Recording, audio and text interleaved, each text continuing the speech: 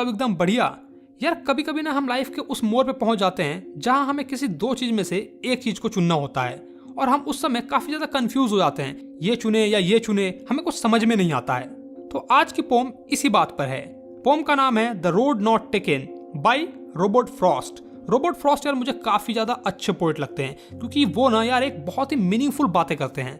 Robert Frost की pome तुम्हें class 10th में, क्लास 11th में, क्लास 12th में भी देखने को मिलेगी क्योंकि ये बहुत ही ज्यादा शानदार पोम लिखते हैं यार। तो चलो पोम को पढ़ना शुरू करते हैं और देखते हैं कि रॉबर्ट फ्रॉस्ट की जिंदगी में जब वो मोड़ आया तो रॉबर्ट फ्रॉस्ट ने कौन सा रास्ता चुना। रॉबर्ट फ्रॉस्ट बता रहे हैं कि ऑटम का महीना था और वो जंगल में ट्रेवल कर रहे थे और तभी अचानक से उनके सामने दो रास्ते आ जाते हैं। एक रास्ता वो था जिस पर काफी सारे लोग चलते हैं और एक रास्ता वो था जिस पर काफी कम लोगों ने ट्रेवल किया होता है। उस जगह पर खड़े होकर रॉबर्ट फ्रॉस्ट कुछ देर के लिए सोचते हैं और कहते हैं अपने आप से कि यार मैं दोनों रास्ते पे तो नहीं चल सकता हूँ, किसी एक रास्ते को मुझे चुनना होगा। वो दोनों रास्ते को बहुत दूर तक देखते हैं, जहां तक वो रास्ता जा रहा है वहां तक उस रास्ते को देखते हैं। वो उस रास्ते को वहां तक देखते हैं जहां तक उनकी नजरें जा रही होती है क्योंकि आगे चलकर वो रास्ता मुड़ रहा होता है। कुछ प्लांट्स, कुछ झाड़ियां होगी जिसके कारण उन्हें वो आगे दिख नहीं रहा था। हमारे लाइफ में भी कभी कभी ऐसा समय आता है जब हमें डिसीजन लेना होता है, हमें ये डिसाइड करना होता है कि हमें कौन सा पाथ चुनना है, हमें कौन सा रास्ता चुनना है। और उस समय हम भी उन दोनों रास्तों का डिसएडवांटेज और एडवांटेज निकालते हैं। हम देखते हैं कि अगर मैं इस रास्ते पे चलता हूं तो मुझे क्या क्या एडवांटेज हो सकते हैं, क्या क्या डिसएडवांटेज हो सकते हैं। फिर हम दूसरे के रास्ते के बारे में कंपेयर करते हैं कि इस रास्ते पे चलने से मुझे क्या फायदा होगा और इस रास्ते पे क्या नुकसान है मुझे। ये सारी चीजें हम लोग करते हैं ना यार। तो वैसा ही रॉबर्ट फ्रॉस्ट भी अपने दिमाग में ये कर रहे हैं। वो देख रहे हैं कि कौन सा रास्ता अच्छा है, कौन सा रास्ता खराब है, कौन सा एडवेंचरस रास्ता है और कौन सा वो रास्ता है जिस पर काफी सारे लोग चल रहे हैं। येलो वुड, इससे हमें ये पता चलता है कि वो जो मौसम था वो ऑटम का मौसम था। मतलब जब रॉबर्ट फ्रॉस्ट जंगल में चल रहे थे ना तो उस टाइम में ऑटम का मौसम था। आगे वो बताते हैं कि वो दूसरा रास्ता चुन लेते हैं क्योंकि उस समय पे वो रास्ता उन्हें फेयर लग रहा था। उस समय पे वो रास्ता उन्हें बहुत ही अच्छा लग रहा था क्योंकि वो रास्ता ग्रासी था। मतलब उस रास्ते पर काफी कम लोगों ने ट्रेवल किया होता है। तो वो सोचते हैं कि ये रास्ता बहुत ही एडवेंचरस होगा तो मुझे ये रास्ता चुनना चाहिए। वो एक डिसीजन लेते हैं। हम भी अपने लाइफ में डिसीजन लेते हैं। जब हम दोनों का एडवांटेज और डिसएडवांटेज निकाल लेते हैं तब हमें लगता है कि नहीं यार ये मेरे लिए बेटर है तो मुझे ये रास्ता चुनना चाहिए, मुझे इस रास्ते पे चलना चाहिए। वो दूसरा रास्ता चुन तो लेते हैं लेकिन वो अभी भी सेटिस्फाई नहीं थे अपने डिसीजन से। उनको लग रहा था कि हो सकता है कि यार दोनों रास्ता सेम हो और मैंने एक गलत रास्ता चुन लिया है। वो बहुत ज्यादा कंफ्यूज सा थे क्योंकि उस दिन मॉर्निंग में दोनों रास्ता एक जैसा दिख रहा था। दोनों ही रास्ते पे यार पत्ते गिरे हुए थे, ग्रासी था हल्का हल्का। एक थोड़ा ज्यादा लग रहा था ग्रासी और एक थोड़ा कम ग्रासी था। मतलब एक पे ज्यादा लोग ट्रेवल किए होंगे और एक पे कम किए होंगे। मतलब बहुत ही ज्यादा मुश्किल था उन दोनों रास्तों में से किसी एक रास्ते को चुनना। हमारे लाइफ में भी कभी कभी ऐसा होता है कि जब हम दोनों में से किसी एक को चुनने में बहुत ज्यादा कंफ्यूज हो जाते हैं। मतलब हमें ऐसा लगता है ना कि यार अगर मैं ये चुनूंगा ना तो ये छूट जाएगा और ये चुनूंगा तो ये छूट जाएगा। समझ में नहीं आता कि क्या चुने। फिर हम जाते हैं अपने दोस्तों से पूछते हैं कि भाई यार बता दे मुझे ये करना चाहिए या ये करना चाहिए। अपनी फैमिली का हेल्प लेते हैं, माँ बाप से पूछते हैं और कुछ लोग तो बस सिक्का उड़ाते हैं और हेड और टेल करते हैं कि हाँ हेड आया तो ये लूंगा, टेल आया तो ये लूंगा।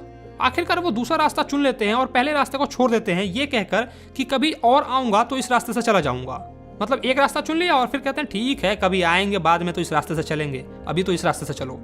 लेकिन कहीं ना कहीं उनको इस बात का अंदाजा था कि अगर मैं आज ये रास्ता चुन लेता हूँ, सेकंड वाला रास्ता चुनता हूँ, तो हो सकता है कि आगे चलकर ये रास्ता किसी और रास्ते से मिल जाएगा, फिर वो रास्ता किसी और रास्ते से मिल जाएगा और फिर वो किसी और से, और ऐसे ही करते करते मैं कहीं और पहुंच जाऊंगा और अपने जीवन में कभी भी वापस मैं इस जगह पर नहीं आ पाऊंगा। उनको इस बात का अंदाजा था कि अगर मैं आज एक रास्ता चुन लेता हूँ तो हो सकता है कि जीवन में कभी भी मैं इस दूसरे रास्ते को ना चुन पाऊँ। फिर वो बताते हैं कि हाँ ठीक है जो होगा देख लेंगे, आगे चलकर मैं एक लंबी सांस लूंगा और अपने बच्चों को बताऊंगा कि हाँ मैंने ये रास्ता चुना था और ये रास्ता चुनने से आज देखो मेरे जीवन में ये हो गया है।